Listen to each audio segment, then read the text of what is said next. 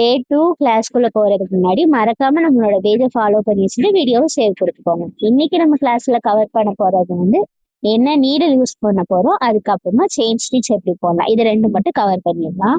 என்ன நீடல்லாம் யூஸ் பண்ணுவோம்னா 13, 23 இது ரெண்டு தான் வந்து நமக்கு மேக்ஸிமம் யூஸ் ஆகும். 13 வந்து ஜரி யூஸ் பண்றதுக்கு, 23 வந்துட்டு த்ரெட் ஏதாவது யூஸ் பண்ணணும்னா யூஸ் பண்றது, பிளஸ் வந்து சுகர் பீட் எல்லாமே நீங்க 23லே வந்து போட்டுக்கலாம். இப்போ செயின் ஸ்டிச் எப்படி போடணும்னு பார்க்கலாமா? செயின் ஸ்டிச் போடுறதுக்கு முன்னாடி ஃபர்ஸ்ட் வந்து ஜரியை நல்லா நாட் போட்டு எடுத்துக்கணும். நம்ம நாட் போட்டது வந்து நம்மளோட விரலுக்கு இந்த சைடும், ஜரி வந்து அந்த சைடு கிடக்கிற மாதிரி பார்த்துட்டு ஃப்ரேம் கடியில் நம்ம நார்மலாக எப்பவும் போல் கையை கொண்டு போயிடலாம்.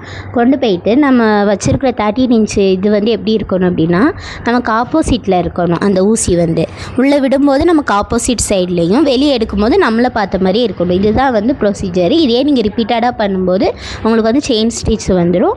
ப்ராக்டிஸ் பண்ணிவிட்டு யூஸ்ஃபுல்லாக இருக்கா இல்லையான்னு கமெண்ட் பண்ணுங்கள்.